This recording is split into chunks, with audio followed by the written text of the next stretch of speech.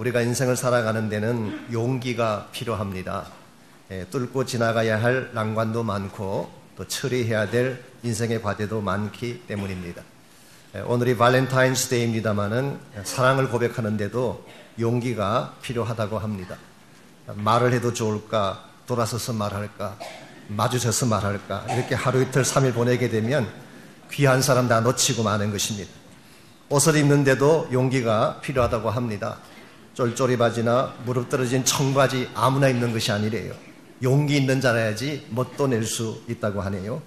함비아 씨가 쓴 책에 보면은 그 1g의 용기라는 책이 있습니다. 그 책에 의하면은 decision making, 우리 인생의 길을 선택하는데도 용기가 필요하다고 밝히고 있습니다. 그분 자신이 대학 입학 시험에 떨어지고 5년 동안 다방에 DJ를 하지 않았습니까? 온갖 자비를 하면서 살아가다가 6년 만에 늦가기로 대학에 입학을 한 사람입니다. 그럼에도 이분은 남들이 감히 하지 못하는 세계 일주를 하고 국제구호 전문기구 사역을 하고 지금 현재도 세계 시민학교 교장을 역임하고 있지 않습니까? 이분이 여자분입니다마는 모든 것을 다 내려놓고 세계 일주를 떠날 때 했던 카멘트가 있다고 합니다. 가다가 니 가면 간 것만큼 이익이다.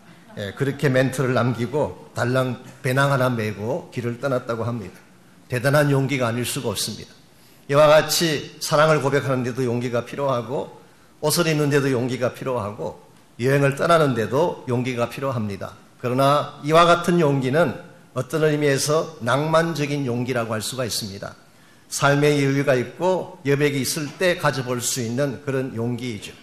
그러나 우리가 인생을 살아가는 과정에서 이런 낭만적인 용기만으로 과연 인생의 모든 문제가 핸들되어질 수가 있을까?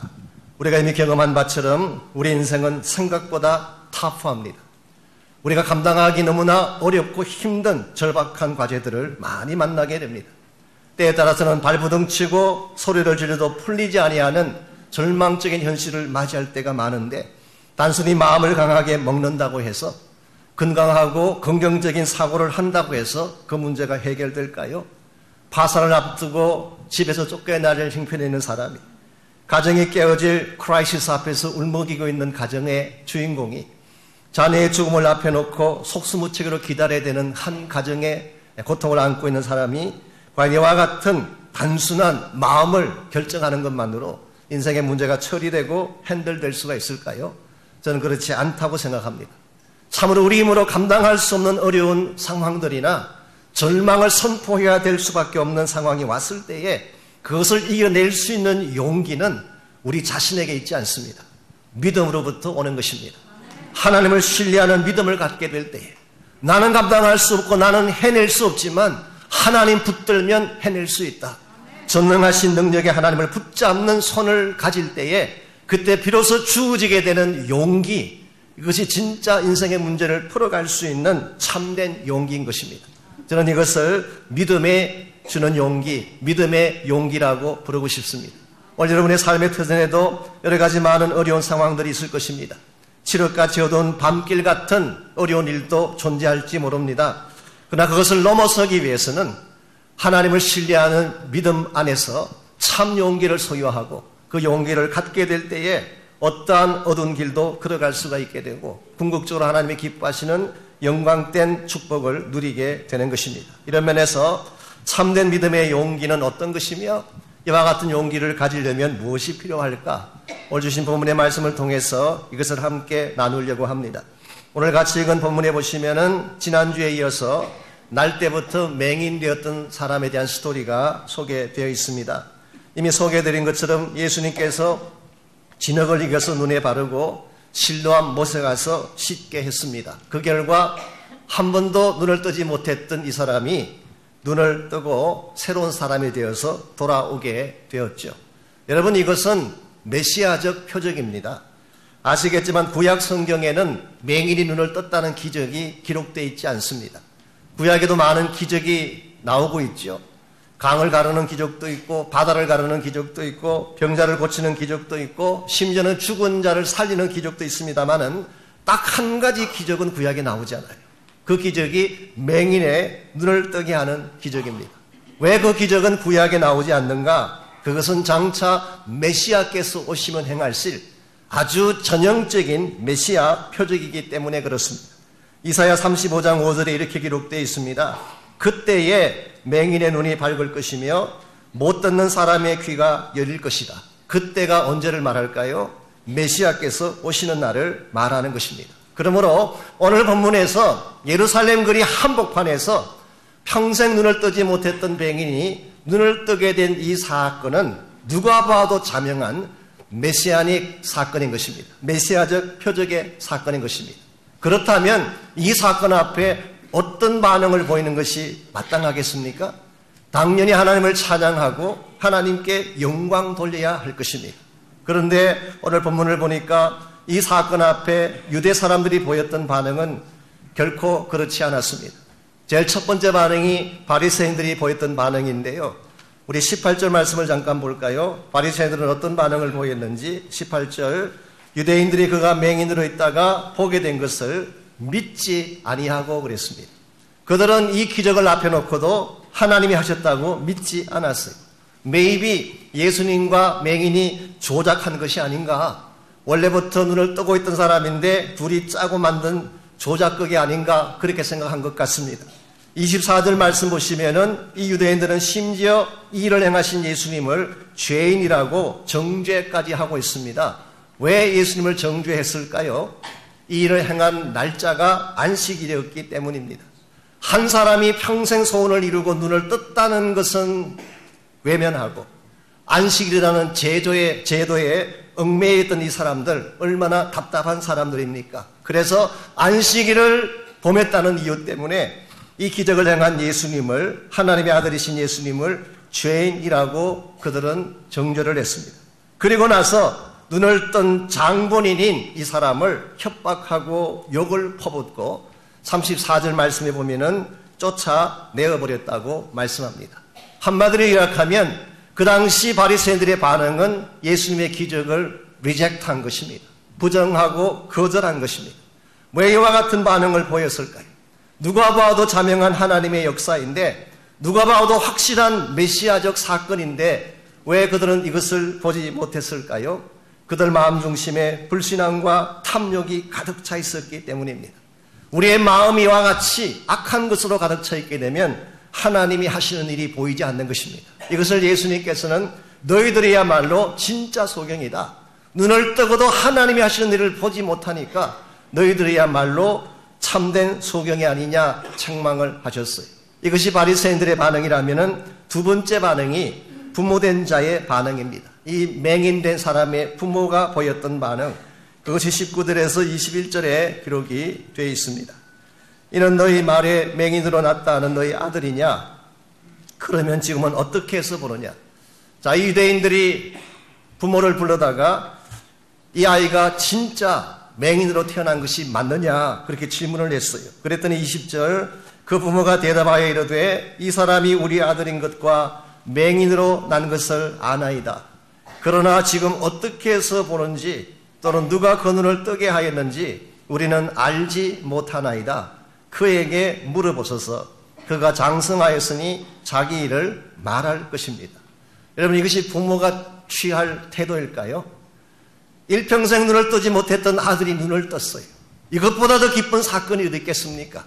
우리가 정상적인 부모라면 동네방네 다니면서 자랑할 것입니다. 내 아들이 눈을 떴어. 보게 되어서 기적이 일어나서 그렇게 말하는 것이 당연할 것인데 어찌하여 부모된 자가 우리는 잘 모르는 일입니다. 아이가 장성했으니 그 아이에게 물어보십시오. 저는 이것을 비겁한 중립의 자세라고 생각합니다. 어떠지 밝혀야 될 것을 밝히지 못하고 한 발짝 뒤로 물러서는 부모들의 반응. 자, 부모들이 왜 이와 같은 반응을 보였을까? 22절을 보시면 그 이유가 소개가 되어 있습니다. 22절 그 부모가 이렇게 말하는 것은 이미 유대인들이 누구든지 예수를 그리스도로 시인하는 자는 예수가 그리스도다. 이 말은 예수가 메시아라는 뜻입니다. 예수님을 메시아로 인정하는 자는 출교하기로 결의하였으므로 그들을 무서워했기 때문이라고 밝히고 있습니다. 여러분, 여기에 출교라는 단어가 나옵니다. 이것은 문자적으로는 회당에서 쫓겨난다, 그런 뜻입니다. 그래서 많은 영어 번역들이 put out of synagogue, 회당으로부터 쫓겨난다, 그렇게 번역을 했어요. 그러나 이 말의 참 의미는 단순히 회당에서 쫓겨나는 정도가 아니라 유대 사회에서 매장당하고 완전히 버림받는 것을 의미하는 것입니다. 그래서 J.B. 필립스가 번역한 신약 번역에 보게 되면 excommunicated, excommunication, 이것은 바로 파문이라고 번역할 수 있는 그 단어로 번역한 것을 보게 됩니다. 즉 유대 종교에서 쫓겨나는 것입니다. 단순히 회당에서 쫓겨나는 정도가 아니라 유대 종교와 유대 사회에서 추방을 당하는 케이스. 제가 어떤 문서를 봤더니 유대 종교에서 잘못을 범했을 경우에는 3가지 단계의 징벌이 있다고 합니다. 첫 번째 징벌이 견책입니다. 견책을 받게 되면 7일에서 30일 동안을 회당에 출입을 금지시킵니다. 요즘식으로 표현하자면은 교회 출입을 금지시키는 것이죠. 어떤 분들은 그거 좋은 거 아니냐 그럴지도 모르겠어요. 한 달 동안 공적으로 교회 안 나와도 되니까 얼마나 좋으냐 그렇게 말할지 모르지만 유대인들에게 있어서 회당을 출입하지 못한다는 것은 모든 예배와 종교 생활을 금지당하는 것이기 때문에 굉장히 쉽지 아니한 그런 벌 중에 하나입니다. 그런데 그 다음 단계가 뭐냐고 하면 건신이 있습니다. 건신을 받게 되면 최소한 40일 동안 회당에 공중 예배를 참석할 수가 없고, 그리고 나서 약 30일 동안을 디스플린을 받아야지 그래야 회복이 됩니다. 그리고 마지막 단계, 3번째로 가장 무서운 형벌이 출교라는 것입니다. 이것은 케렘이라고 하는 히브리 말로 케렘이라고 하는 것인데, 이것이 바로 excommunication, 완전히 유대 종교에서 추방하고 쫓아내는 것을 뜻합니다. 이와 같은 출교를 당하게 되면 일평생 동안 회당에 들어갈 수가 없습니다. 한 달, 2달이 아니라 for life, 일평생 동안 회당 출입이 금지됩니다. 그리고 사람들이 그 사람의 곁에는 4규빗 이상 가까이 접근할 수가 없어요. 4규빗은 2m입니다. 가까이 가서 대화하는 것이 금지됩니다. 매매하는 것도 금지가 돼요. 죽게 되면 그의 시체에 돌을 던지게 하고 그를 위해서 우는 것조차도 금지시켰다고 합니다. 그러므로 이것은 완전히 유대 사회에서 추방당하고 사회적으로 매장을 당하는 무서운 형벌입니다. 참으로 그 당시 유대인들이 얼마나 사악했는지 이와 같이 최악의 형벌을 예수를 그리스도라고 고백하는 자들에게 부과했다는 것입니다. 이와 같은 출교를 하기로 의결을 했기 때문에 부모들을 포함해서 maybe 예루살렘에 살던 대다수의 유대인들은 예수님이 기적을 행한 것을 알고도 침묵했어요. 비겁한 중립을 취한 것입니다. 그랬는데 3번째 반응이 있습니다. 그게 바로 오늘 본문에 나오는 25절입니다.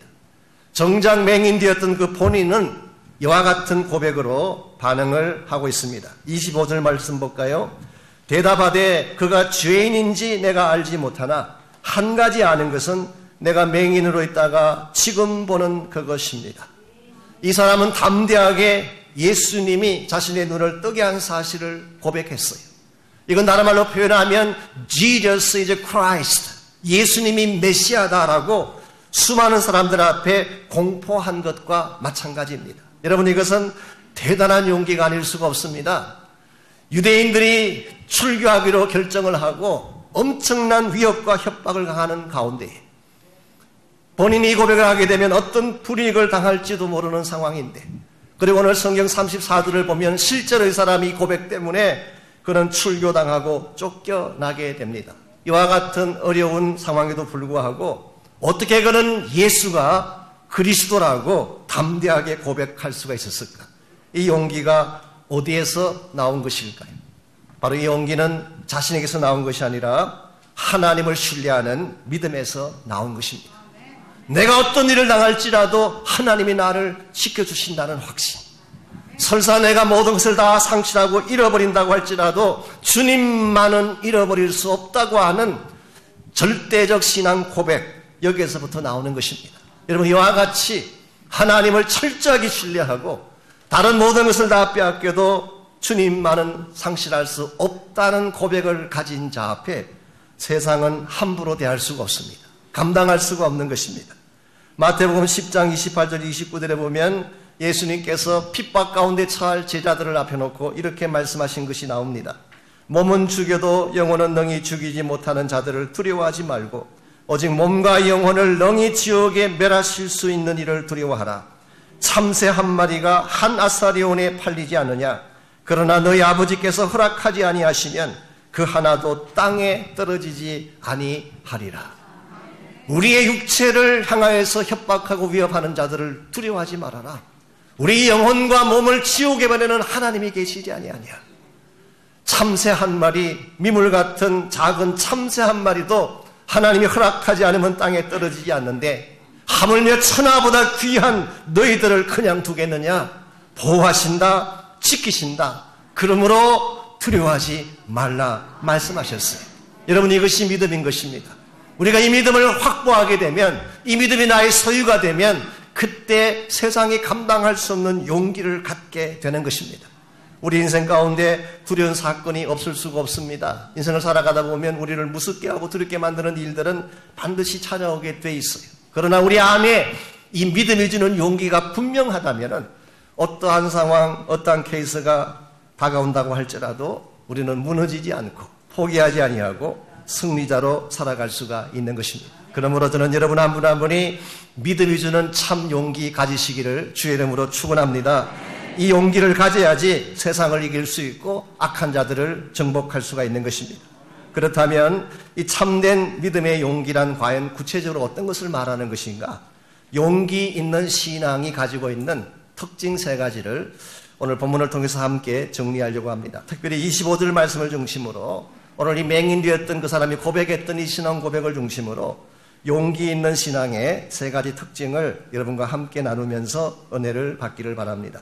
첫 번째가 용기 있는 신앙은 정직한 신앙입니다. 참된 믿음의 용기는 정직함에서 오는 것입니다. 이 정직함이라고 하는 것이 우리를 담대하게 하고 용기 있게 만든다는 뜻입니다. 25절 말씀 제가 다시 읽습니다. 대답하되 그가 죄인인지 내가 알지 못하나 한 가지 아는 것은, 자, 오늘 이 본문에서 이 사람은 아는 것은 안다고 이야기하고 모르는 것은 모른다고 이야기합니다. 이것이 바로 정직성이에요. 오늘 우리의 문제는 모르면서도 아는 척하고 알면서도 모르는 척하는 데에 항상 문제가 있습니다. 하나님이 기뻐하는 마음은 투명한 마음입니다. 가릴 것이 없는 깨끗하고 정직한 마음을 가질 때에 하나님 우리를 만나주시고 우리에게 은혜를 베풀어 주시는 것입니다. 오늘 본문에 기록된 이 바리새인들의 문제가 뭔지 아세요? 외형은 잘 꾸몄습니다. 율법적으로, 제도적으로, 또 외적인 경건의 모양을 보게 되면 누구보다도 거룩한 삶을 사는 사람들처럼 보였어요. 그런데 문제는 그들 마음 중심에 더러운 찌꺼기가 있었다는 것입니다. 불신앙의 찌꺼기가 있었고 또 탐욕의 찌꺼기가 그들 마음속에 있었습니다. 여러분이 신약 성경을 읽다 보면 바리새인들, 서기관들이 굉장히 거룩한 것처럼 이야기하지만 안식일에 대해서 논쟁을 하고 또 율법에 대해서 이야기를 하니까 굉장히 성결된 삶을 사는 사람인 것처럼 알지만 그들이 그렇게 한 이유 중에 하나는 기득권 때문이에요. 그 당시 종교 지도자들은 굉장한 특혜를 누렸습니다. 물질적으로도 권력적으로도 굉장한 특혜를 누리고 기득권을 가지고 있었어요.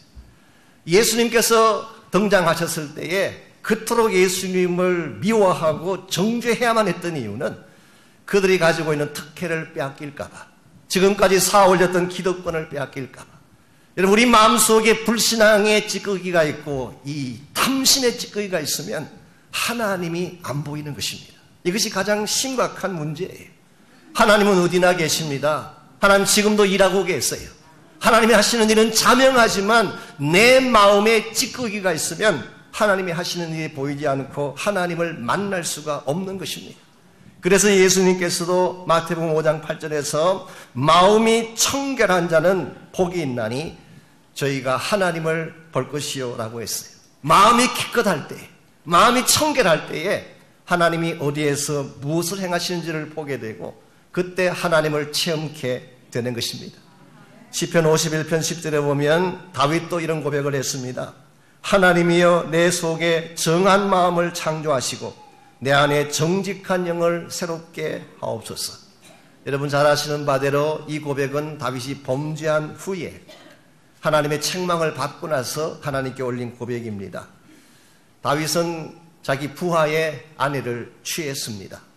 그리고 자기가 행한 이 잘못을 은폐하기 위해서 자기의 최측근인 요압과 공모를 해서 전쟁터에 그 충직한 부하를 내보내고 결국 죽임을 당하게 하죠.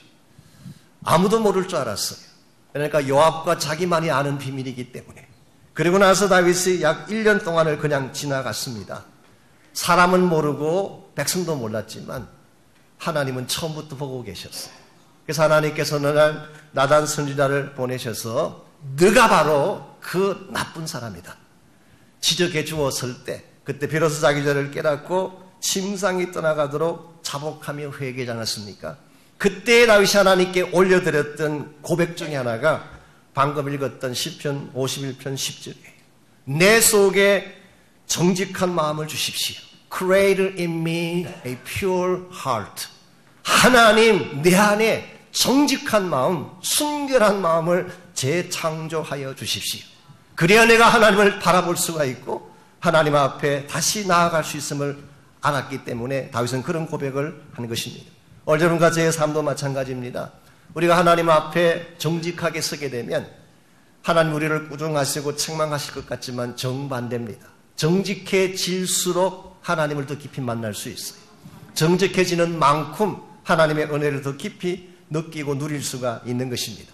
무엇보다 우리가 가릴 것이 없는 정직하고 솔직한 믿음을 표현하며 살아갈 때에 세상 사람들 앞에서도 용기 있는 삶을 살아갈 수가 있습니다. 제가 한 10여 년 전인가요? 오래전 이야기인데요. 그 올랜도에 있는 CCC 국제본부를 방문을 했다가 안내하시는 분을 통해서 그 스티브 소여라고 하는 한 학생에 대한 간증을 제가 듣게 됐습니다. 이 학생은 어릴 때 수혈을 잘못 받는 바람에 에이즈라고 하는 아주 악한 질병에 걸리게 됐습니다. 이 청년이 에이즈에 걸리게 되니까 얼마나 부끄럽고 창피한지, 혹시 사람들이 이 사실을 알게 되면 자기를 멀리하지 않을까, 그래서 질병을 숨기고 산 것입니다. 그리고 대학에 진학한 후에도 누구에게도 이야기 안 했어요. 이 사실은 숨겼어요. 자신의 가장 아픈 부분이니까. 그런데 어느 날 캠퍼스 안에서 예수님을 알게 되고 주님의 사랑을 깨닫게 되는 순간, 아하, 이것은 내가 숨길 이유가 없는 것이구나.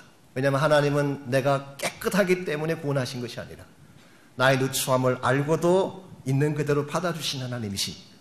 이 사실을 알고 나니까 그때부터 삶이 달라진 것입니다. 지금까지는 에이즈 질병을 누가 알까봐 전전긍긍했는데 오히려 그 사실을 밝히고 복음을 전하는 데 사용한 것입니다. 나는 에이즈로 죽어가고 있다. I'm dying with AIDS. 나는 에이즈 질병으로 죽어가고 있다. 그러나 I know where I am going to. 나는 어디로 가는지를 나는 알고 있다. 나는 비록 에이즈병으로 죽어가고 있지만 이 죽음 이후에 내가 가야 될 곳이 어딘지를 알고 있다. 당신들은 그곳을 알고 계십니까? 이와 같이 도전하며 자신이 있는 치부를 다 드러내고 간증을 한 결과 지난 1999년도에 이분이 22살의 젊은 나이로 세상을 떠났습니다마는 세상을 떠나기 전까지 약 1200명의 학생들을 그리스도 앞으로 인도하고 주님 앞에 갔다고 합니다. 저는 이것이 믿음의 용기라고 생각합니다. 세상 사람이면 할 수 없는 고백이에요. 나의 가장 누추한 더러운 질병인데 누가 봐도 경멸할 수 있는 이와 같은 부끄러운 사실임에도 불구하고 예수 그리스도 안에 참 믿음을 갖게 되면 자신 있게 당당하게 고백하고 오히려 그것을 통해서 하나님을 증거할 수 있게 되는 것입니다. 이런 면에서 오늘 우리에게 필요한 신앙은 정직한 신앙입니다. 외적으로 잘 갖춰준 신앙이 아니라 하나님 보실 때 순결하고 깨끗한 신앙, 이것이 우리를 용기 있게 하고 우리 삶을 새롭게 변화시켜 가는 것입니다. 두 번째로 용기 있는 신앙은 단순한 신앙입니다. 이 용기라고 하는 것은 단순성에서 오는 것이죠. 단순할 때 용기가 있습니다. 오늘 보면 24절 25절을 제가 다시 읽습니다. 24절, 이에 그들이 맹인되었던 사람을 두 번째 불러 이르되 너는 하나님께 영광을 돌리라. 우리는 이 사람이 죄인인 줄 아노라. 지금 유대인들이 이 맹인이 됐던 사람을 두 번째 부른 후에 하나님께 영광 돌리라. 이것은 하나님께 맹세하라 그 말입니다. 그리고 나서 우리는 확실히 아는데 예수라는 사람은 죄인이다. 이 말 뒤에는 여러 가지 많은 의미가 내포되어져 있습니다. 이 안식일 날 일을 했다고 하는 이 사실도 포함되어 있고 예수님이 하시는 이 모든 사역과 일들이 신학적으로 교리적으로 맞지 않다라고 하는 의미도 포함되어 있습니다. 유대 지도자들은 이 사건을 신학적으로 풀려고 했어요. 교리적으로 풀려고 했어요. 이론적으로 풀려고 했습니다. 이와 같이 복잡하게 신학적으로, 교리적으로, 이론적으로, 지성적으로 수많은 논리들을 나열하는 이들 앞에 25절을 보시면 이 사람의 고백은 다음과 같습니다. 당신들은 어떻게 설명하든 이렇게 하든 저렇게 하든 내가 아는 것은 한 가지밖에 없다. 바로 예수 그리스도가 나의 눈을 뜨게 하신 분이다. 이게 단순한 신앙 고백이에요. 예수님이 그리스도이다.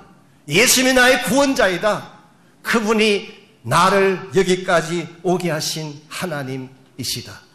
여러분 이것 하나면 충분하지 않습니까? 다른 뭐가 더 필요할까요? 예수님이 나의 구원자라는 사실, 그분이 나를 세상에 누구보다도 사랑하신다는 이 한 가지 사실, 내가 무슨 일을 당할지라도 그분이 나를 책임진다는 이 한 가지 사실, 이것이면 충분하지 않겠습니까? 오늘 우리는 예수님 외에도 다른 것들을 너무 많이 원합니다. 너무 복잡해요. 아는 것이 너무 많아서 은혜를 받을 수가 없어요. 무식하고 단순할수록 은혜 받기가 쉽습니다. 아는 분들, 복잡하신 분들 참 하나님 알기 쉽지가 않아요. 때에 따라서는 단순한 신앙이 얼마나 복된 신앙인지, 여러분이 베드로에 대해서 공부를 하다 보면은 가끔 베드로의 성격에 대해서 이야기를 많이 하지 않습니까? 보편적인 평가는 좀 부정적입니다. 성격이 급하고 급변하는 다혈질이다. 어떤 성경학자는 베드로의 성품을 갈릴리 호수와 같다 그렇게 표현했어요. 일반적으로 호수라 그러면은 아주 조용하고 고요한 것을 상징하지만 갈릴리 호수는 그런 뜻이 아닙니다. 언제 갑자기 파도가 칠지 모르는, 고요하다가 갑자기 예측 불허의 사건이 일어나는, 조석간에 변하는 여자들의 마음이라고 할까요? 조금 후환이 두렵긴 하지만 이 말 함으로써 어쨌든 간에 조석간에 변하는 여자의 마음처럼 언제 어떻게 급변할지 모르는 마음, 그게 바로 갈릴리 호수의 마음이에요. 우리가 베드로의 성격을 보게 되면 그런 면이 없는 것은 아닙니다. 왔다 갔다 하고 급하고 그래요. 근데 한 가지 배울 점이 있습니다. 베드로가 가진 단순함이에요. 베드로는 주님이 말씀하시면 생각 없이 뛰어드는 사람. 이게 사실 베드로의 특징입니다. 그 좋은 예가 우리 마태복음 14장에 나옵니다. 제자들이 탄 배가 갈릴리 호수 한가운데를 지나가는데 한밤중인데 주님은 산에서 기도를 하시고 계셨고 그때 풍랑이 일어났습니다. 아시는 대로 예수님이 풍랑 한가운데로 걸어오시지 않습니까? 그때 처음에는 제자들이 유령인 줄 알고 두려워했지만 예수님께서 안심해라, 내다 그렇게 자신을 밝혀주셨을 때 베드로가 주님 명하에서 나로 물 위로 오게 하십시오. 그때 예수님이 오라 그랬어요. 지금 파도가 치고 있습니다. 산더미 같은 파도가 치고 있는 그 물 위로 예수님께서 calm 하셨어요. 오라 한마디 하셨어요. 그러자 그냥 뛰어들어갔어요. 아무 생각 없이. 지금 파도가 치는데 물에 뛰어들어가면 내가 어떻게 될까?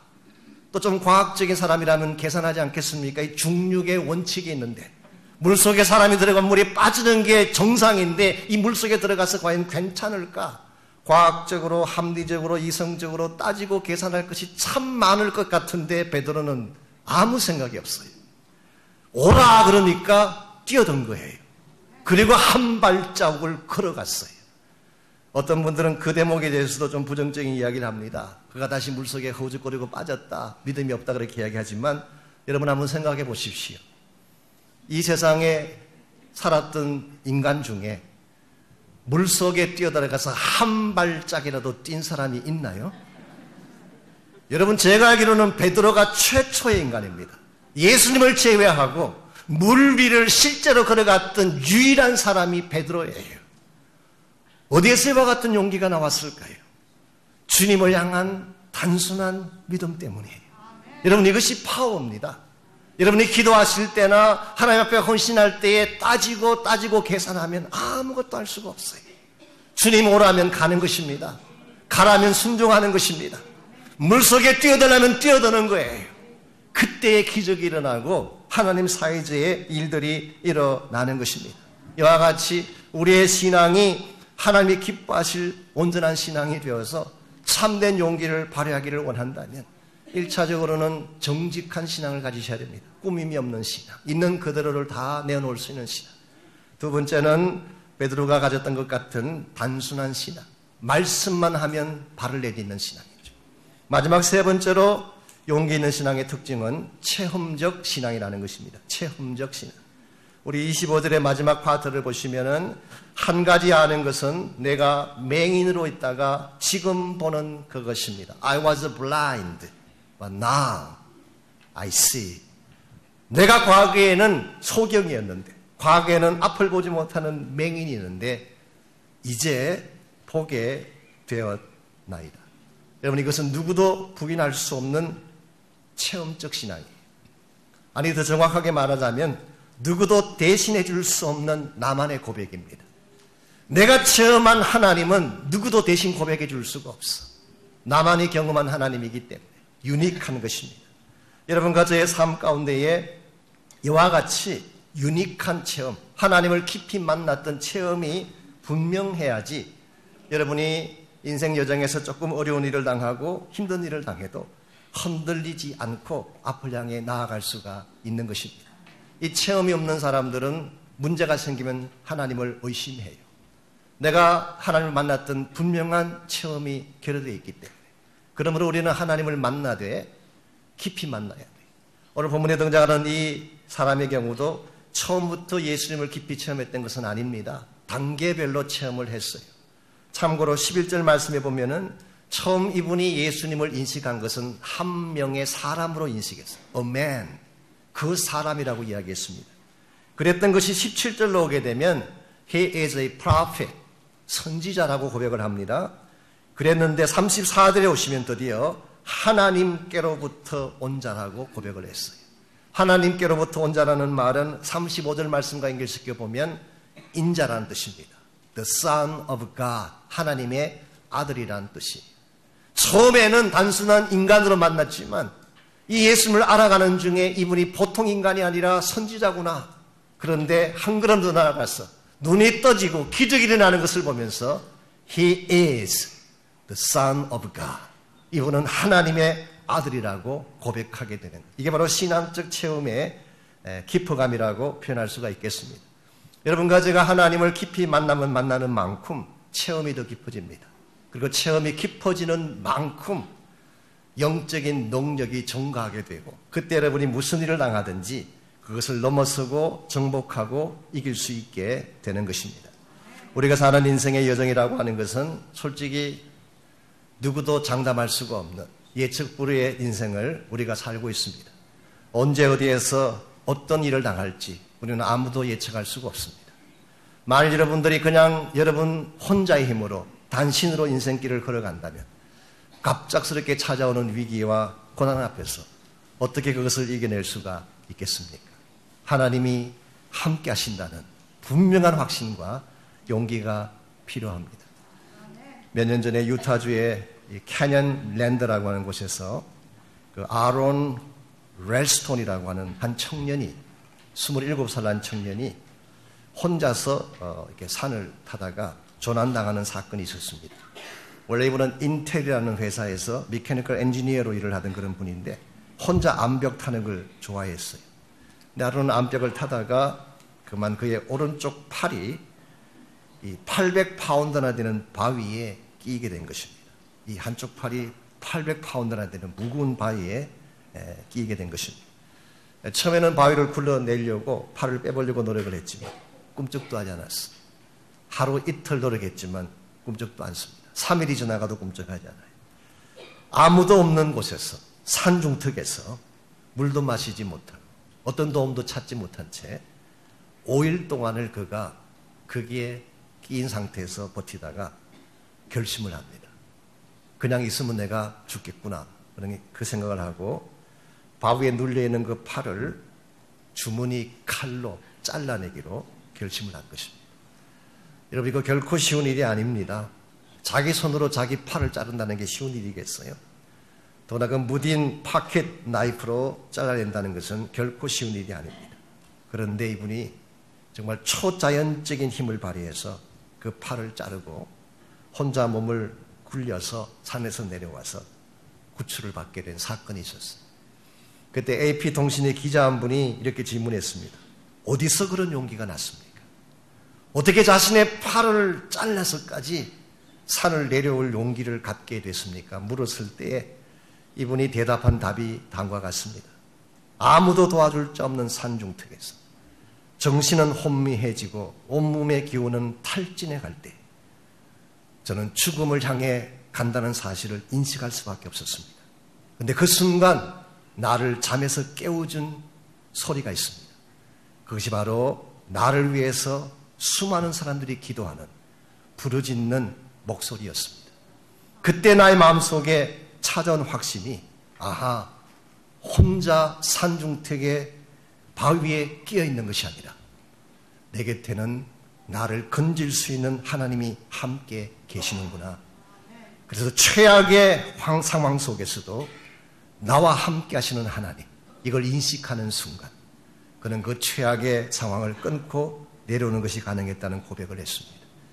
여러분, 우리가 인생을 살아가다 보면 정말 예기치 아니하던 위기나 어려운 일에 우리가 끼일 수가 있습니다.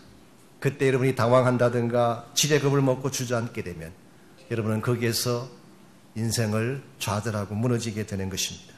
그러나 하나님이 나와 함께 하신다. 내가 어떤 상황 가운데 처할지라도 최악의 경우까지 내려간다고 할지라도 하나님은 여전히 내 곁에 계셔서 나를 돕고 계시는구나.